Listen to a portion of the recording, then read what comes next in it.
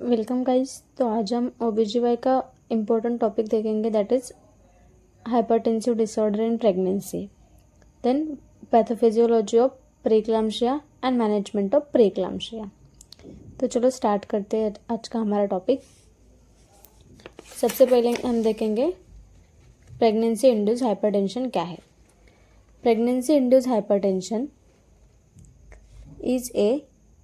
is defined as hypertension that develops as a direct result of gravid state. It includes gestational hypertension, preeclampsia और eclampsia। जो नाम है pregnancy induced hypertension, उससे हमें क्या समझ में आता है? At the time of pregnancy when the blood pressure is increases it is called pregnancy induced hypertension. मतलब अगर प्रेगनेंसी में टेम्परेचर बढ़ रहा है तो उसे हम कहेंगे pregnancy induced hypertension. It is a direct result of gravid state. मतलब प्रेगनेंसी रहने की वजह से डायरेक्टली जब ब्लड प्रेशर इंक्रीज होता है तब हम उसे कहते हैं प्रेगनेंसी इंड्यूस्ड हाइपरटेंशन। उसमें 3 केसेस है, जैसे कि उसे हम जेस्टेशनल हाइपरटेंशन भी कहते हैं। जेस्टेशनल मतलब क्या रहता है? प्रेगनेंसी में जो ब्लड प्रेशर इंक्रीज होता है उसे हम कहते हैं जेस्टेशनल हाइपरटेंशन। देन वहाँ पे प्रीक्लाम्सिया रहता है, जैसे कि ब्लड प्रेशर जो है वो 20 वीक के बाद में इंक्रीज होता है और कुछ अलग साइंस दिखते हैं, जैसे कि स्वेलिंग, यूरिन में प्रोटीन, तो उसे हम कहते हैं प्रीक्लाम्सिया। देन इक्लाम्सिया, अगर हम प्रीक्लाम्सिया को टाइम पे अगर ट्रीट नहीं करेंगे तो वो इक्लाम्सिया में कन्वर्ट हो जाएगा। इक्लाम्सिया यानी कि क्या रहता है? डिलीवरी के टाइम में सीजर्स आते हैं, कन्वर्जन्स आते हैं, तो उसकी वजह से जो मदर है वो कोमा में भी जा सकती है। सो वो है इक्लाम्सिया। तो चलो देखते हैं सबसे पहले प्री इक्लाम्सिया की definition. Pre eclampsia is a multi system disorder. ये क्या है? एक मल्टी सिस्टम डिसऑर्डर है ऑफ ए अननोन इटियोलॉजी, और उसकी जो एग्जैक्ट इटियोलॉजी है, मतलब जो कॉज है, वो अननोन है। We don't know why the pre eclampsia is causing. So ये क्या है? एक मल्टी सिस्टम डिसऑर्डर है जिसकी इटियोलॉजी जो है वो अननोन है। Then characterized by development of hypertension. उसकी वजह से क्या हो रहा है? जो हाइपरटेंशन मतलब ब्लड प्रेशर जो है वो इंक्रीज हो रहा है to the extent of 140/90 mm of Hg। Blood pressure कितना बढ़ रहा है? 140/90 mm ऑफ Hg और मोर, और उससे भी ज़्यादा, विथ प्रोटीन यूरिया। मतलब साथ में ही क्या है? यूरिन में प्रोटीन वहाँ पे फाइंड हो रहे आफ्टर द 20th वीक। कब? 20 वीक्स के बाद में अगर ब्लड प्रेशर जो है वो 140/90 mm ऑफ Hg से ज़्यादा है और यूरिन में अगर प्रोटीन है तो उसे हम कहेंगे preeclampsia in previous normotensive and non proteinuric women. मतलब प्रीवियसली उसे कुछ भी प्रॉब्लम नहीं था, नॉर्मल यूरिन थी, ब्लड प्रेशर भी नॉर्मल था before the pre pregnant state, लेकिन अब प्रेगनेंसी में अगर उसका ब्लड प्रेशर इंक्रीज हो रहा है, that is 140/90 mm of Hg और मोर, साथ में अगर यूरिन में भी प्रोटीन है, तो उसे हम कहेंगे प्री इक्लाम्सिया। और ये सब कब दिखता है? After the 20th week of the pregnancy. So clear about the definition. तो नेक्स्ट हम देखेंगे इसको मैनेज कैसे करते हैं।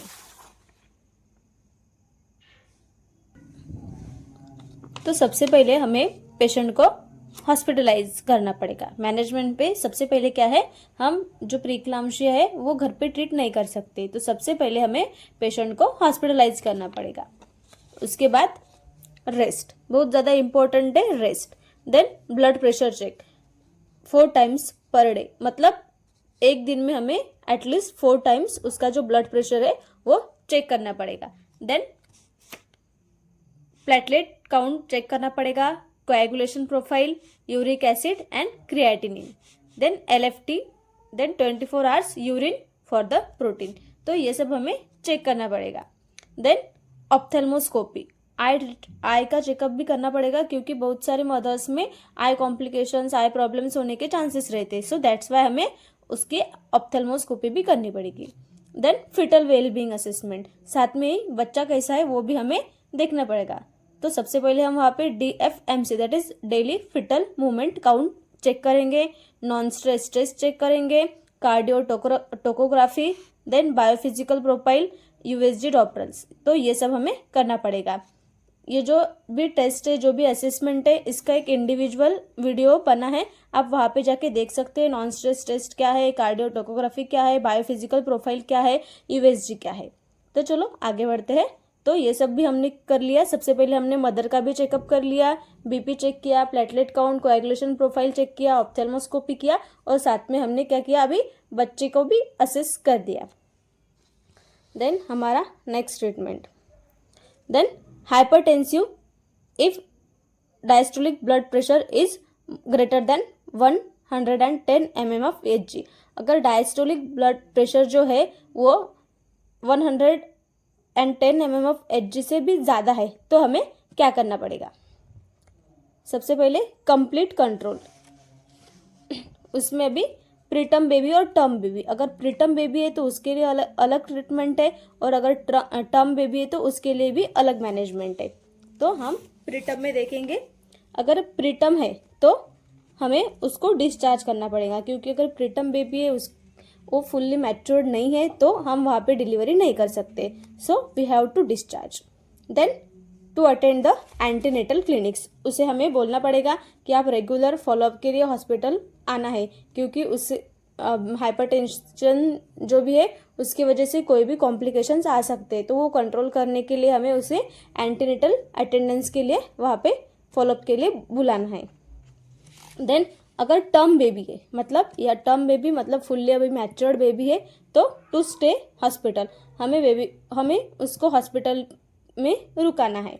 Then tendency to cross the EDD, मतलब हमें जो भी उसकी एक्सपेक्टेड डेट ऑफ डिलीवरी है वो चेकआउट करनी पड़ेगी, और वहाँ तक हम वेट कर सकते हैं। अगर टर्म बेबी देखना है कि EDD जो है उसकी डिलीवरी कब होने वाली है, तो उसके हिसाब से हम ट्रीटमेंट करेंगे। तो हम उसकी अगर EDD आई है तो वहाँ पे हम डिलीवरी कर सकते हैं। देन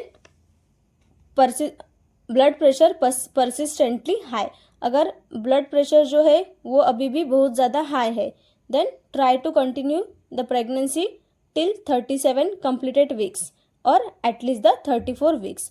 हमें ट्राई करना है 37 वीक तक प्रेगनेंसी कंटिन्यू करने के लिए, क्योंकि अगर उससे पहले हम डिलीवरी करेंगे तो बेबी जो है वो इमैच्योर रहेगा। एटलीस्ट हमें वहाँ पे 34 वीक्स तक तो भी वेट करना ही करना है for the lung maturity of the newborn और infant. Then persistently increasing BP, अभी BP जो है वो और ज़्यादा बढ़ रहा है।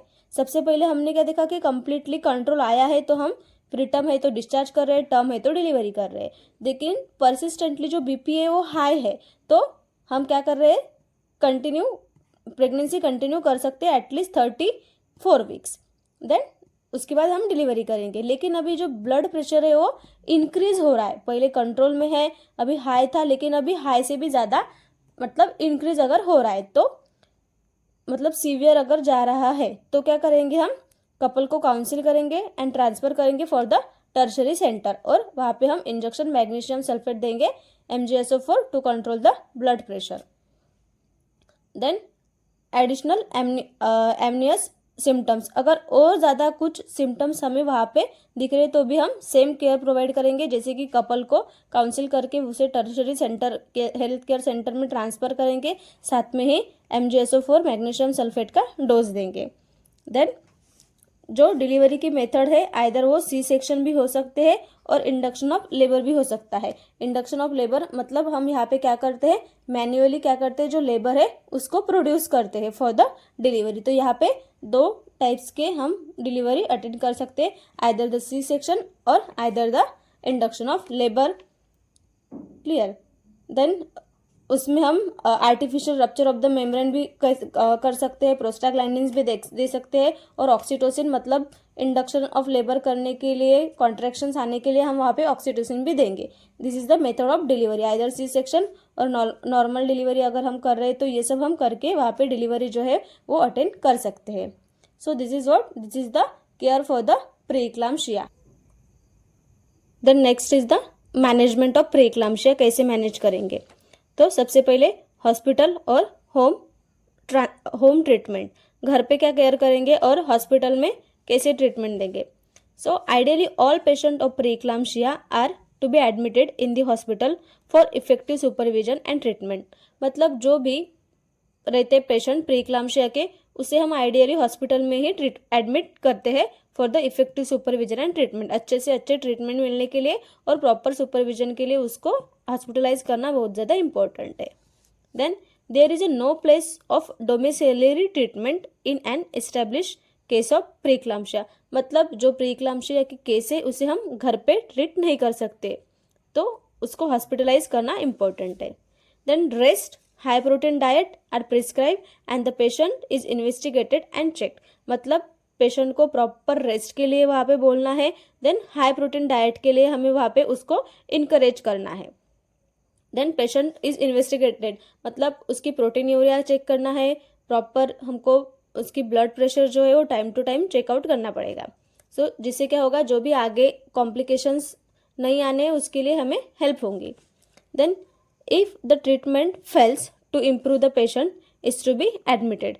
अगर ये ट्रीटमेंट जो है वो primary health care centre PHC में अगर ट्रीट नहीं हो रहा है, जो प्राइमरी केयर हमने अभी प्रोवाइड की है उससे अगर पेशेंट नहीं हील हुआ है, तो उसे हमें सुपर जो हॉस्पिटल रहते हैं वहाँ पे एडमिट करना पड़ता है। Then next is the hospital management. सबसे पहले हम रेस्ट पे ध्यान देंगे। Admission in the hospital and rest is helpful for continue evaluation and treatment of the patient. वहाँ पे हम पेशेंट को एडवाइस करेंगे फॉर द प्रॉपर रेस्ट, जिसकी वजह से हम वहाँ पे प्रॉपरली इवेल्युएट कर पाएंगे, कंटिन्यूस इवेल्युएशन कर पाएंगे एंड प्रॉपर ट्रीटमेंट वहाँ पे पेशेंट को हम दे पाएंगे। While in bed patient should be in the left lateral position as much as possible. हमें पेशेंट को एज मच जितना हो सके उसे उतना लेफ्ट लैटरल पोजीशन वहाँ पे देनी है, क्योंकि उससे क्या होगा, the lessens the effect of the vena caval compression, उसकी वजह से क्या होगा, जो भी वेना कैवल कंप्रेशन है उस पर इफेक्ट होगा और जो ब्लड प्रेशर है वो मेंटेन रहने में हेल्प होगी। रेस्ट से क्या होगा, increase the renal blood flow and diuresis होगी, तो इसीलिए हमें रेस्ट पे बहुत ज़्यादा ध्यान देना है। Then increases the uterine blood flow, उससे क्या होगा, यूट्राइन ब्लड फ्लो इंक्रीज होगा and improve the placental perfusion. मतलब प्लेसेंटा तक प्रॉपर जो भी सर्कुलेशन है वो प्रॉपर जाएगा, ऑक्सीजनेशन प्रॉपर मिलेगा बेबी को, मतलब प्रॉपर सर्कुलेशन वहाँ पे होगा, प्लेसेंटल इनसफिशिएंसी वहाँ पे नहीं होगी। Then reduce the blood pressure, उससे क्या होगा, रेस्ट की वजह से जो ब्लड प्रेशर है वो भी रिड्यूस हो जाएगा, मेंटेन रहेगा।